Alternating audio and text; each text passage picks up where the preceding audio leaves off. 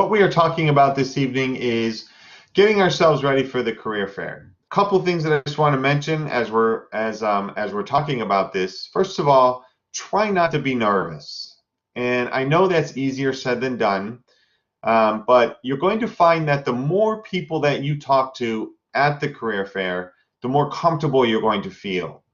So I would encourage you to talk to as many employers as you have time to talk to. And I would encourage you to save the best employers for last. And what I mean by that is, if you have a list of employers that you know you want to talk to, save those for last and talk to the other employers who maybe you are just kind of semi-interested in or not interested in at all, but use them as your warming up session. So just go in and talk to them about anything and everything, just to get yourself talking. So what to wear? This is always a really good question that students have. They're not sure what they're supposed to be wearing to the career fair. We are going business formal. So we want to put our best foot forward. We want to look our best when we go to talk to employers. What we have found, studies have shown that when you look good, you tend to do a much better job when you're talking with employees. You feel more confident when you're wearing nice clothes and you're feeling good about yourself. So for the guys, definitely wear a shirt and tie, at least a shirt and tie. I wouldn't say that you have to wear a jacket. And the only reason I say that is because it is hot in the dome. It does tend to get hot, and there's going to be a lot of students in the dome. So you can certainly bring your jacket and take it off if it gets too hot. But at least a shirt and tie. For women, a business suit is always a nice thing to wear. A nice skirt that goes down to your knees is always nice to wear. It does say avoid heels only because you're going to be standing for a long time. Definitely do not wear anything on the left-hand column. T-shirt, jeans, a pullover, anything that's casual, anything that feels casual to you probably is too casual when it comes to dress. So I hope that this has made it clear for you on what we're looking for. Definitely the right-hand side, and I would just completely skip over the no and the maybe columns. Just pretend like they're not even there and focus on the yes column. Okay, so what to bring with you to the career fair? So definitely your name tag, and every name tag comes with a lanyard. Bring enough copies of your resume to hand out to employers. It is not necessary for you to have a resume that's on heavy cardstock paper. Somebody asked me if they need to laminate their resume. That is not necessary. Just a plain copy of your resume with plain paper. You do not need business cards. There's no reason for you to spend money on business cards at this point. All of your contact information is on your resume anyway. So just use your resume as your way of having your contact information and who you are on your resume. So bring enough copies for the amount of employers that you want to talk to. Typically, it's one recruiter per employer that you're going to be talking to. So it's not like you have to bring 50,000 copies.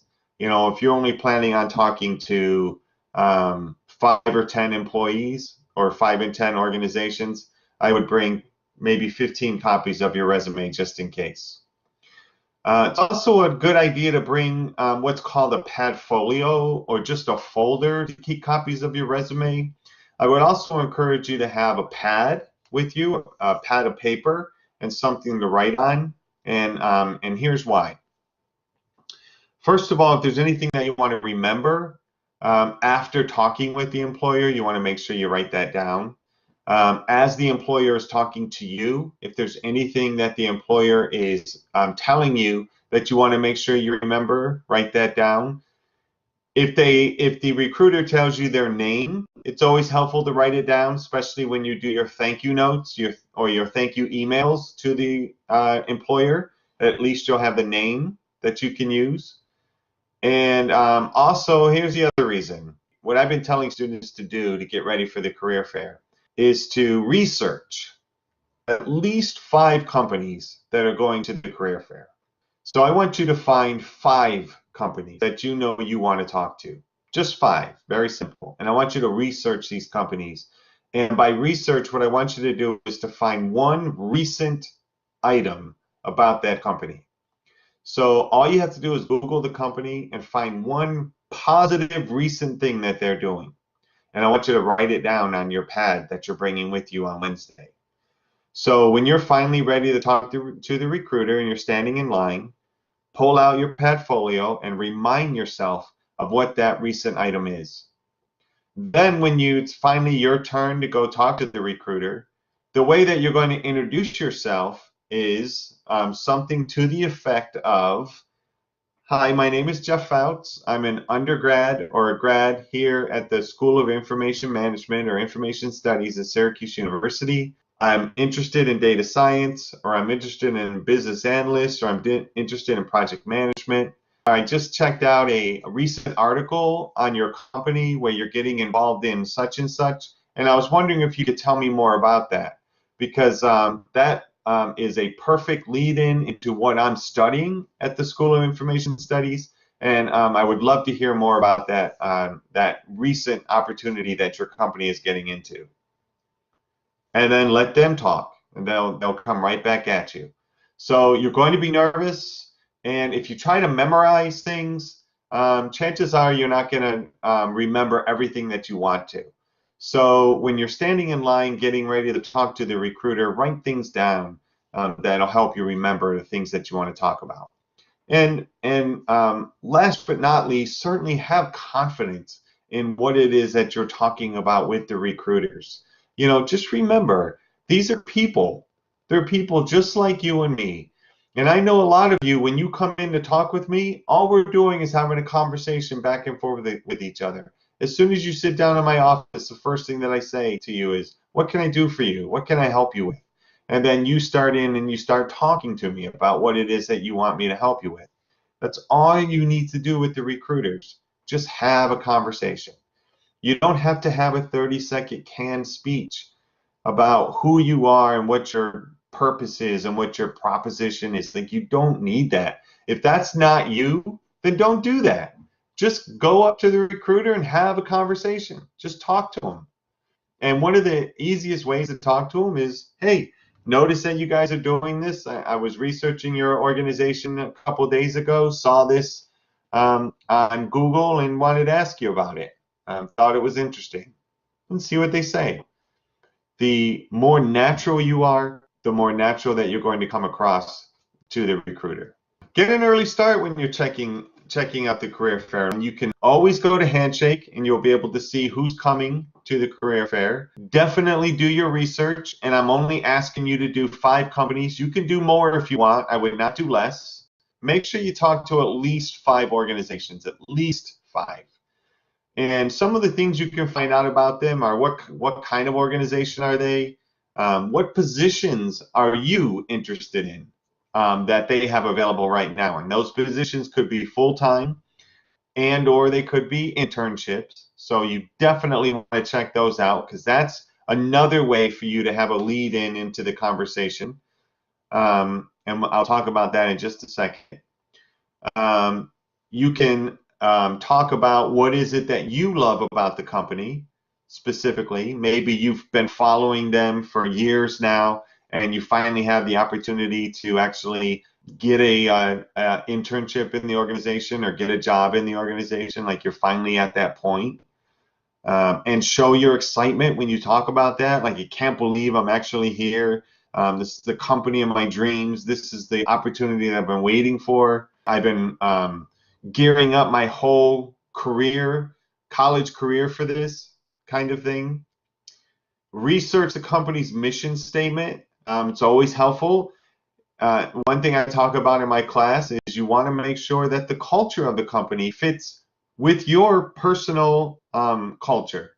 You want to make sure that you don't want to work for a company just by name. Let's put it that way. So you definitely want to research the company and find out what they're all about. You want to read about their work-life balance, because they're going to offer you a certain salary to work for them. But if they're expecting you to work 70 hours a week, that salary that they're giving you quickly diminishes because of the number of hours that you're working. So you have to keep that in mind. A lot of people don't think about that. All they're thinking about is the initial salary offer, but look at the culture. What does the culture say about the organization? Bring your notes from your Padfolio and use them so that you don't have to memorize. Use it to help you feel more comfortable. Write things down. It's okay to pull your Padfolio out as you're talking to the recruiter. It's better to look at the paper than it is to go, I looked at it last week and, it was on Monday, I think. You know what I mean? So if you just look down at the paper, it's right there. Maybe you want to have a different piece of paper for every company that you talk to so that you have it right in front of you. So those are some suggestions for you to think about as you're getting ready. Let's see. So what positions are you interested in that they're hiring for? This is important, and this is another type of lead-in for you. If you're not the kind of person that feels comfortable talking about the what's happening in their organization recently, the suggestion I made earlier, then use the positions as your way of getting yourself into the conversation. Introduce yourself. Hi, I'm Jeff Fouts. I'm an undergrad here at the School of Information Studies at Syracuse University. I noticed that you had an opening for an internship in business analyst. This fits perfectly in what it is that I'm studying here in the School of Information Studies. I've taken a lot of classes along the realm of business analyst. It's something that I definitely see myself doing. And the requirements that you have in the internship fit me perfectly, and here's how. See? And you go right in and you talk about how this opportunity fits you, why this is the perfect opportunity for you, and better yet, and this is the most important thing, how you can help them. That's what they're looking for you to tell them. How are you going to be able to help them? What skills, unique skills, do you bring to the table that not everybody has? So I want you to do some soul searching and figure out what makes me different than everybody else. What do I bring to the table that not everybody brings? These are the things that you want to highlight. This is your, this is what you're thinking about you're going to say to the recruiters. And I was telling you that you should find, something recent, or find the opportunities that are available to you internship-wise or job-wise. As you're talking to the recruiters, you always want to be thinking in the back of your mind, how am I going to work in my value proposition to them? So, during the conversation that you're having with the recruiter, you need to constantly be pushing your skills to them.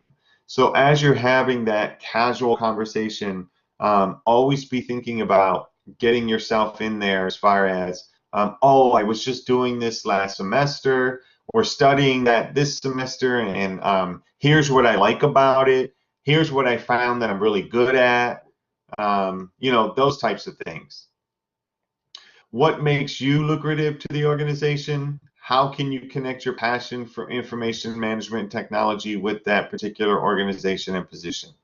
That's a really hard question to answer, but if you can see the skills that you have and the skills that they're looking for, and if you can somehow make a connection between the two, man, you're going to come out so far ahead when you're talking to the recruiters on Wednesday. If you can do that hard work for them so that they don't have to try to piece the two together themselves, if you can do it for them, you're making their job so much easier, and you're making yourself look so much better. So think about that last question. How can you connect your passion for what's being offered to you as far as internships or jobs go?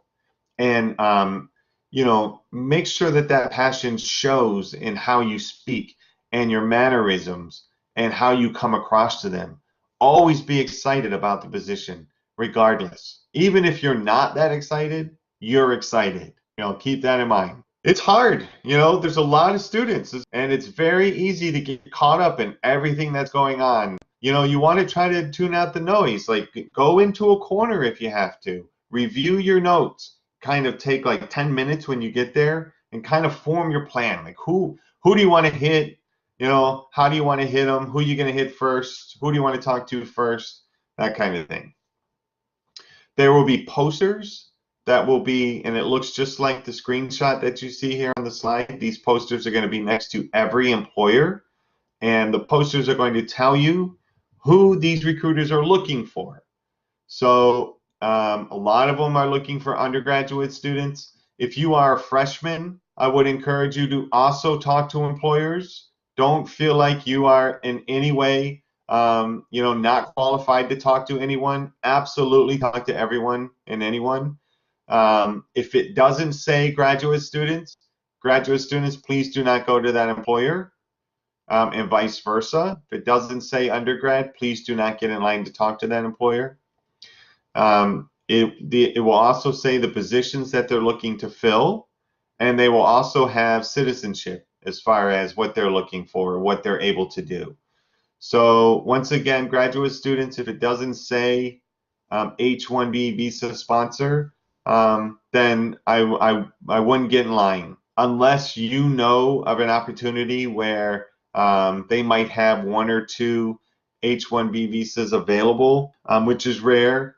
Just don't get in line. There's no reason to. We're trying to tell you up front that there's just not that opportunity there. That way you're not wasting your time. So make sure you check out the signs and you see what each organization is looking for. So here's some networking tips that you can think about. The first thing is you did your homework. You check out the 5 companies or the 10 companies that you want to talk to. Now prove that you did your homework. You want to identify with the recruiter. So here's the thing, you guys, and I'm going to share this with you from a lot of the recruiters that I talk to personally. Every time companies come on campus, we have lunch with them, and one of the first questions I ask is, what can we be doing as career services specialists to help our students get opportunities with your organization? And I cannot tell you how many recruiters tell me the same thing. And what they say is, Jeff, I wish to goodness that your students would just relax, come up to us, and just have a normal conversation. Like, I'm so tired of the 30-second canned speech that I just want to scream. I just want to have a conversation with them. I just want to talk to them about what they're interested in, the opportunities that we have available, and how the two can mesh with each other. They just want to talk. So I want you to think about that. I know that I've said that a couple times already tonight. Have a conversation. Practice. Practice with your roommate. Pretend your roommate is a recruiter. Have a conversation. Practice with a stranger. Practice looking at yourself in the mirror as you're talking. That's a big deal. Your nonverbal communication. Nonverbal communication is 75% of your communication. So if your face isn't matching the way that you're talking, that's not good. And the recruiter will pick up on that. So look at yourself. It's not easy, but you have to get through that. Especially when you do make an impression on the recruiter, and guess what? Now they want an interview. Guess what I would say 7 out of 10 interviews are? Video interviews. That's right, video interviews. So if you're not comfortable looking at yourself on a camera, you better start getting comfortable. Start practicing. Start practicing now. The recruiters want to know that you're human, show that you have a personality. There's a reason why you came to the School of Information Studies. You're interested in the content that you're studying. Let the recruiters see that. Let them see your excitement and your interest. And definitely demonstrate that you're someone who they want on their team. Like, if you have to, give them your resume and show them, point to it. Say, look, right here is where I have that skill that I was talking to you about. And point to it. Right there, you say, right there is where I have that skill. For those of you that are in student organizations, try to work that into the conversation as much as you can. especially if you have a leadership role in that organization. That is huge. That is huge for a lot of recruiters. They love to see that.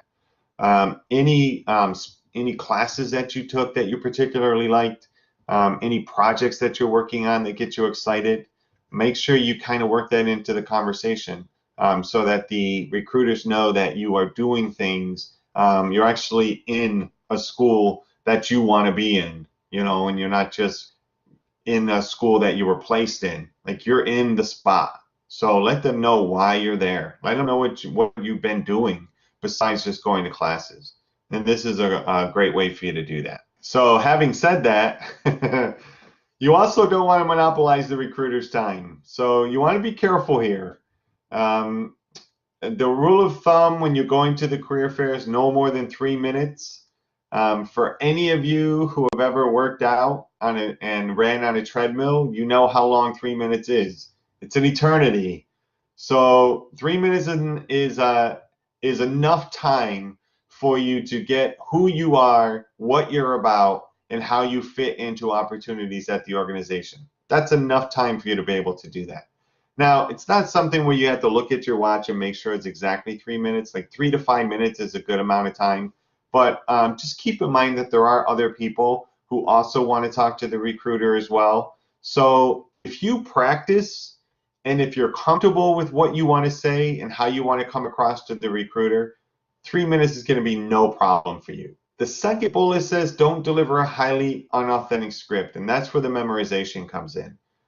If you remember just one thing about this session tonight, please don't go to the recruiter and have a canned 30-second speech about who you are. It comes across as so unauthentic, and the recruiter knows exactly what you're doing. So just try to relax, try to calm yourself down, and you're going to come across as so much more authentic to the recruiter. Try to stay away from jargon if you can. Not all recruiters are technical. So when you start talking about R and Tableau and Java and Python, a lot of them have no idea what you're talking about. So if you can kind of keep your conversation at a high level, unless the recruiter is getting into a technical conversation with you, then yeah, go by what the recruiter's doing. Go by their speech and kind of gauge how technical you should get. And whatever you do, do not embellish, do not lie, do not say things that are not true, and do not talk about things that you haven't really mastered. Okay? Only talk about those things that you are confident in and that you've done. That's key. Make sure you maintain eye contact with the recruiter. Okay, don't look down at the floor. Don't look around. Make sure that you're always keeping your attention on them. And then the follow-up is important. So this is where you're going to write down their name because they're going to tell you what it is. Write it down in your portfolio, and then you want to make sure that you follow up with them afterwards and thank them. Even if it didn't go well, make sure you thank them because you never know what kind of impression that you made or what kind of impression you will make by giving them a professional follow-up. If the recruiter gives you criticism, if they give you constructive criticism on things that they think you can do better, just take it with a grain of salt, write it down, say thank you very much for that feedback, I appreciate it, and move on. Do not let it bother you. Do not let it get under your skin. Don't get upset. Don't take it personally. Just take it for what it is. It's constructive criticism. We all get it. Not everybody's going to like you, unfortunately. It's just the way it is. But you'll be amazed at how many companies do. So don't get caught up on that one that doesn't. And we tend to do that just as individuals, don't we? We can have 9 positive things said about us and 1 negative thing. And that's the only thing that we concentrate on is that 1 negative comment. And it's a shame. We shouldn't do that. We shouldn't do that to ourselves. Okay, so you're walking up to the recruiter, and now what are you going to do? So the first thing you're going to do is smile, right? You're going to smile and introduce yourself. Give them a firm handshake. Firm, don't crush their hand.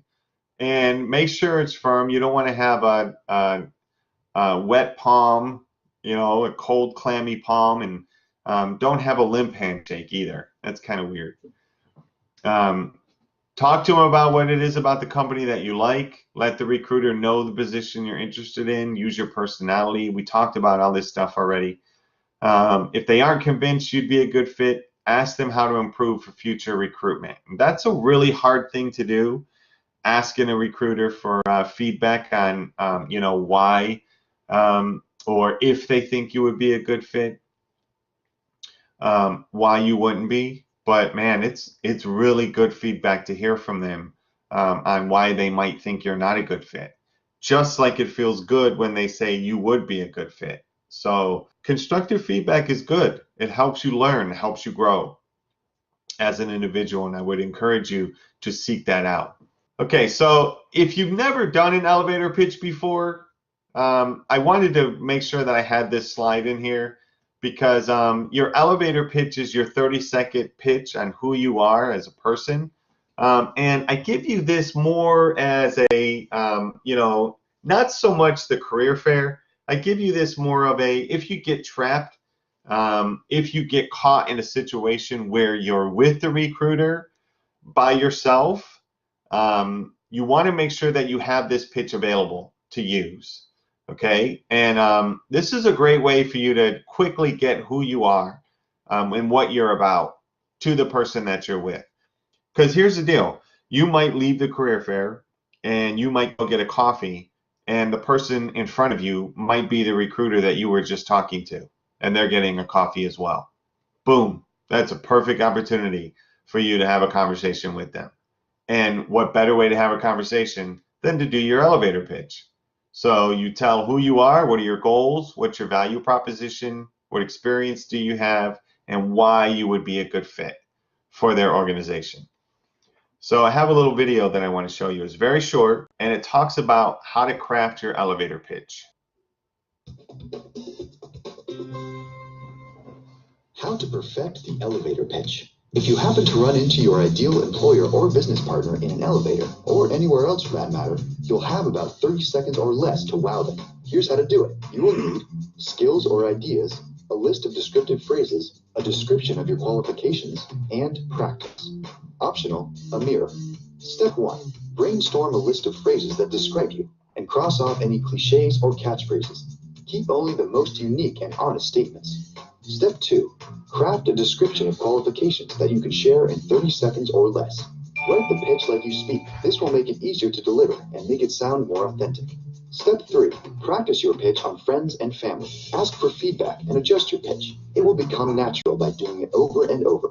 Use a mirror to pitch yourself. If you can't look yourself in the eye, how can you engage someone else? Step 4. Make your pitch about the needs of your listener. Talk about the problems facing their industry that you are uniquely positioned to solve. Step 5. Describe your value in solving these problems. Step 6. Allow room for dialogue. Most people don't like to be talked at, so be conversational and show an interest in them. Step 7. Ask for something, a business card, a phone call, or permission to send your resume. The point of your pitch is to break the ice and generate interest, but you need to ask for the next step.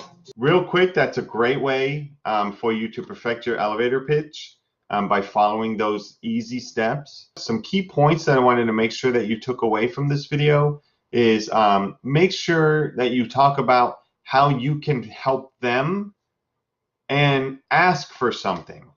So when you're done with your conversation, when you're done with your 3 to 5 minutes, ask them for a business card. Ask them to review your resume. Ask them to contact you for an interview. Ask them for something that you can walk away with, where you are able to reach out to them afterwards and continue the conversation if need be. So those are 2 things that I wanted to make sure you remember to do. Okay, so just as a reminder, the key elements of your elevator pitch: who are you? What are your goals? What's your value proposition? What experience do you have? And why you? Okay, here's a sample pitch. This is the more along the lines of the 30-second canned pitch. But there are some key things in here that you can use to pull out that you still talk like a normal person instead of talking like a robot. So, you know, read this, take it for what it is, and see if you can configure something like this where it sounds like a normal human being that's talking. I'll give you a couple more seconds to take a look at that. Okay, so last minute tips. So first of all, stay glued to your listserv emails, okay, just in case there's any last minute changes. Always check your emails, especially the day of the career fair. Use your membership and student organizations to help leverage your opportunities. Try to work that into all your conversations. Make sure that you do your research. Stalk Handshake. Look for your favorite employers. Do your homework. Make sure your resume is updated. Make sure your LinkedIn is updated. The employers are looking at your LinkedIn accounts. And get your pitch ready in the event that you need it. Also, for opportunities that are out there for employers, make sure you check the due dates, because a lot of the internships, and for those of you who are getting ready for jobs, a lot of the due dates are already out there. You don't want to miss an opportunity because of a due date. So make sure you check that and stay up to date with everything that's happening in that organization. Find organizations that not everybody is going to. You don't have to work at EY. There's tons of organizations out there that would love to have you work for them. So just keep that in mind.